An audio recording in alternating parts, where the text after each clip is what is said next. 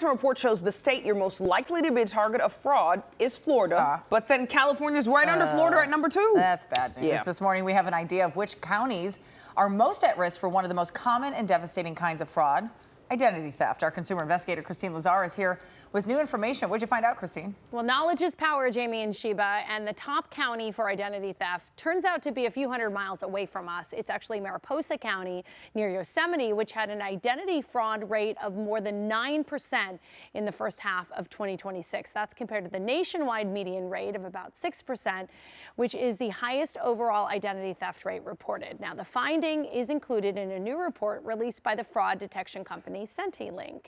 And SentiLink's head of fraud insights is David Maimon. David, you often come on here and talk to us about fraud, and we always appreciate the insight you give us. So let's first talk about what the identity theft rate means. It refers to what does 9.3% actually represent? Well, SentiLink receives on a daily basis millions of applications from our partners in order to verify individual identities. So like when people apply for a bank loan, 100%, like yeah. Okay. So so our goal is to try and verify those identities. Most of the applications we see and most of the identities we see on these applications are legitimate identities. But on small proportion of the applications, we see some risky application, we see some use of stolen identities. So when we look at the 9.3% number, the 9.3% number represents all those applications we were able to observe in Mariposa County that have stolen identities on them, right? I mean, in other words, out of all the applications to create new bank accounts or consume telecom product coming from Mariposa County, we find that folks were using stolen identities from that region. Let's talk about Southern California. What are the rates we're seeing down here? Yeah, well, we see that Los Angeles has a 6.2% rate. This is higher than the average or the median that we find across the country. Followed by that, we see Riverside with 5.4%.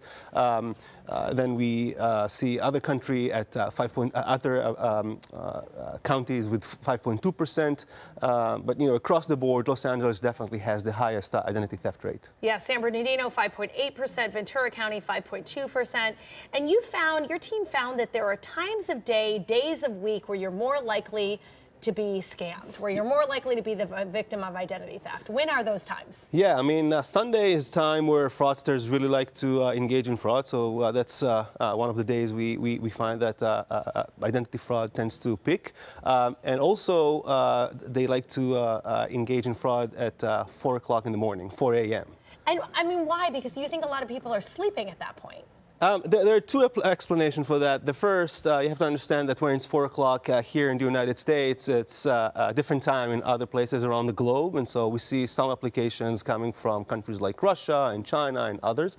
The other explanation is that, criminals are rational creatures and they want to engage in fraud when most people are not looking. And Sunday at 4 o'clock in the morning is one of those times. I think we always think of like senior citizens as being the biggest targets of theft. But what have you guys found out about the age of identity theft victims? We find that folks at the age of 48 and older are more likely to become the victim of identity theft. And that kind of makes sense if you think about it. It goes without saying that everyone's identities, potentially could be used in the context of identity theft, but criminals are rational, as you mentioned earlier, and they want to target individuals with more money. They want to spend their time on individuals that at the end of the day can get them more money, and those are older individuals. But that's interesting, because when you say 48, we're talking about Gen X here. We're not just talking about boomers anymore. We are talking about Gen X, again, individuals who are in their prime of their career, right, and they have access to potentially, a lot of money, a lot of credit that the criminal can use in the context of their operations. Own their homes, because we've talked about people taking out equity lines of credit to pay scammers, pulling out of their 401k. So what can we do? We know that identity theft is rampant and it's above the median here in Southern California. So what can we do to protect ourselves? Well, we keep talking about the 4 important things, right? I mean, we need to make sure that our credit lines are frozen. We need to freeze our credit score with the 3 credit bureaus out there. We need to make sure that we have identity theft protection plan, which will send us alerts if someone is using our identity. We need to be vigilant about any mail that we're getting to our locations. We need to look at our bank accounts constantly. And the last thing we need to do is we need to look for a report from a check system or early warning, which will allow us to understand how many bank accounts we have under our name. Those reports are free. Freezing our credit scores are free as well. So, I definitely encourage folks to engage in those operations in order to really protect themselves from identity theft. So we can't just sit back and say, I hope it's okay. We've Be got to be vigilant. proactive. Yep. And have unique passwords across every single platform, which is so hard to do, but it's so important to have as well. All right, thank you, David. We appreciate your insight. And SentiLink has created an interactive map that you can find. It's going to be on our website. You can actually look at the different counties, the different cities, and see how likely you are to be a victim of identity theft. So you can just go to our website and look at that. And David, thanks so much for being with us today. Jamie and Sheba, I'm going to send it back to you.